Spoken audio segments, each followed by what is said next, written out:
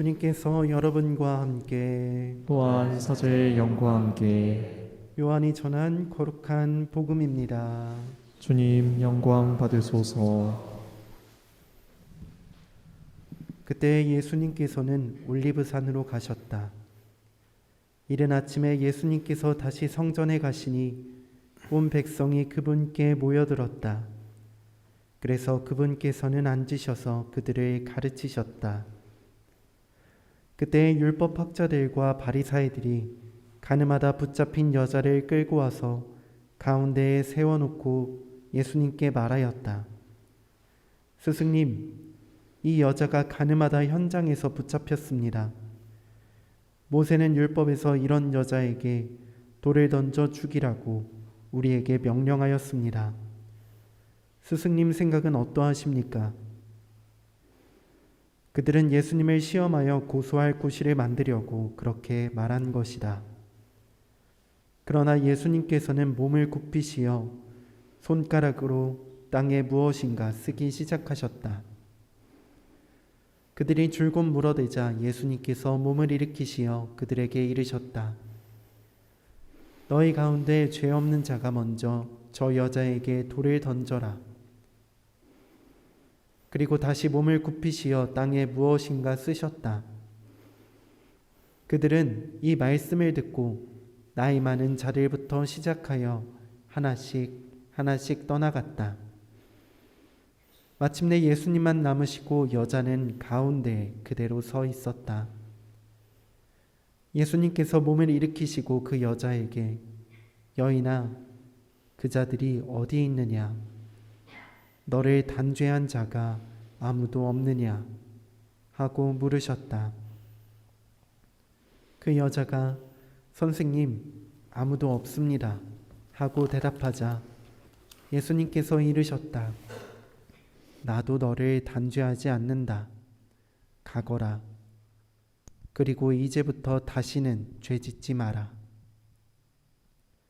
주님의 말씀입니다. 그리스도님 찬미합니다.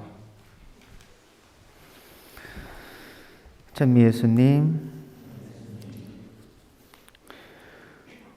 오늘 이제 사순제 5주일을 맞았습니다. 다음부터는 우리 주님 순환 성지주의를 통해서 거룩한 성주간을 맞이하게 되고 이제 사순절을 마무리하게 됩니다. 우리가 사순절 처음 시작할 때 가지고 있었던 마음을 얼마큼 잘 실천하고 있는지 한번 생각해 볼 수 있었으면 좋겠고요. 또한 그 중에서 오늘 특별히 사순절을 이제 마무리해 나가는 이 한 주간 어떤 것을 더 묵상해야 하는지 복음 말씀 들어보도록 하겠습니다. 예수님께서는 가늠하다 현장에 붙잡혀서 죽음을 당하기 바로 직전에 있는 여인을 맞이하십니다.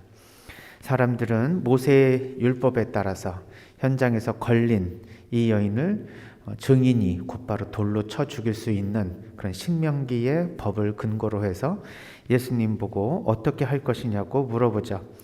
그때 예수님께서는 너희 가운데 죄 없는 자가 먼저 저 여자에게 돌을 던져라 하시고 당신께서는 땅에 무엇인가를 쓰고 계십니다. 죄 없는 사람이 돌을 던지라고 하셨지 이 여인은 죄가 없다고 말씀하시지도 않고 또 죄 있는 여인에게 돌을 던져서는 안 된다고 말씀하시지도 않았습니다. 즉 죄가 없는 무고한 사람을 우리가 죄인으로 몰지 말라는 말씀도 아니고 또 죄가 없는 사람만이 죄인을 단죄할 수 있다라는 말씀도 아닐 것입니다.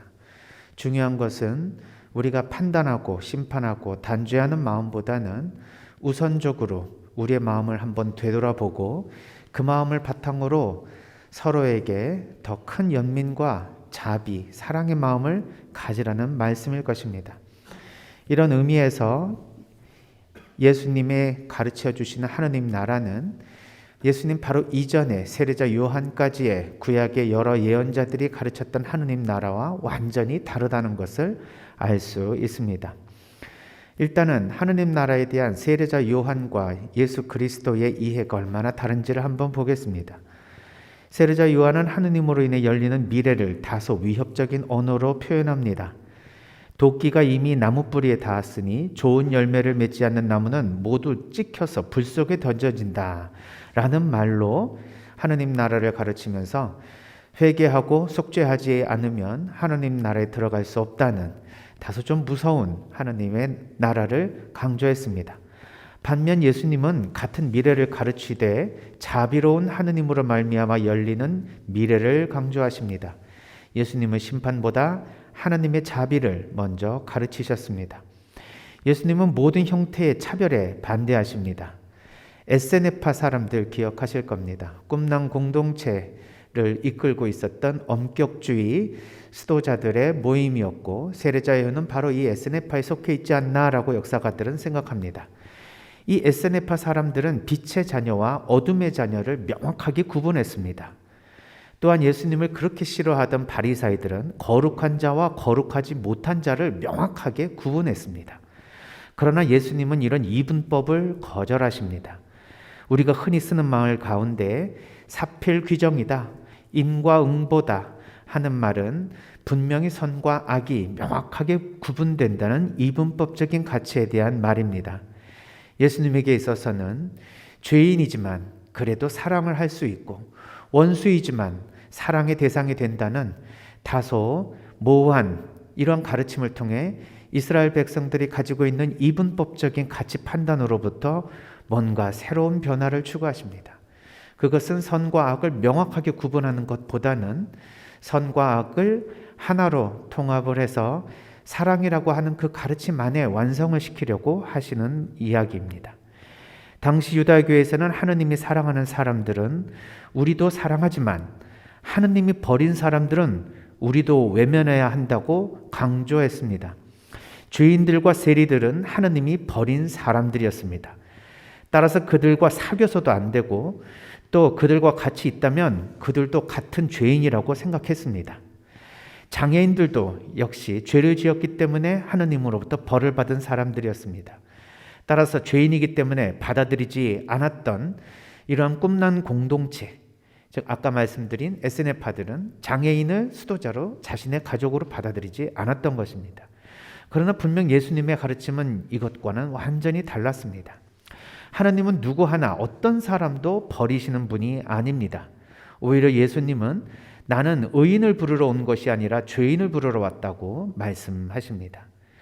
예수님의 지상생애 자체가 하나님이 누구이신지를 알려주는 그 직접적인 비유의 말씀으로 이해됩니다. 행복선언은 사회적 강자에 대한 축복이 아니라 가난하고 굶주리고 슬퍼하는 사회적 약자에 대한 축복 선언이었습니다.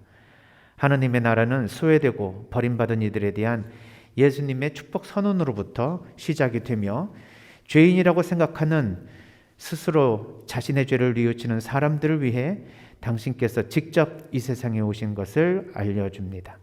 오늘 복음 말씀을 통해서 우리는 누구를 심판하는 그 마음보다는 내 자신을 되돌아보는 마음이 우선적으로 중요하다는 가르침을 받았습니다. 또한 남을 단죄하기보다 자신의 마음을 살피고 남에게 향해서 우리가 자비로운 마음을 가져야 된다는 것도 알게 됩니다.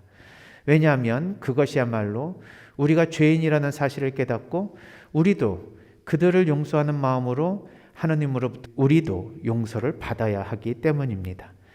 오늘 묵상을 마지막으로 루카복음 6장 35절에서 38절까지의 말씀으로 마무리할까 합니다. 그 무엇보다도 오늘의 이 비유의 말씀을 확실하게 알려주는 명료한 말씀이기 때문입니다. 그분은 은혜를 모르는 자들과 악한 자들에게도 인자하시다. 그러니 너희는 아버지께서 자비로우신 것 같이 너희도 자비로운 사람이 되어라. 남을 비판하지 마라. 그러면 너희도 비판받지 않을 것이다. 남을 단죄하지 마라. 그러면 너희도 단죄받지 않을 것이다. 남을 용서하여라. 그러면 너희도 용서를 받을 것이다. 남에게 주어라. 그러면 너희도 받을 것이다. 말에다 누르고 흔들어 넘치도록 후하게 담아서 너희에게 안겨주실 것이다. 너희가 남에게 되어주는 분량만큼 너희도 받을 것이다. 네, 우리가 받을 것이 없으면 남에게 줄 필요도 없겠죠. 과연 나는 하나님의 은총을 필요로 하는 사람입니까? 아니면 은총이 필요 없는 사람입니까? 만약 우리가 은총이 필요 없는 사람이라면 돈을 던져 여인을 죽일 수 있는 마음일 것입니다. 그러나 우리도 용서를 받고 하나님의 자비와 사랑이 필요하다면 우리는 돌을 던지려는 마음보다는 그 사람의 마음을 이해하고 자비로운 마음으로 용서하려는 마음을 가져야 할 것입니다. 사순절을 지내면서 우리가 어떤 마음으로 이 세상을 살아야 되는지에 대해서 알려주신 오늘 예수님의 말씀을 마음 깊이 간직하며 사순절 마무리 잘 했으면 좋겠습니다.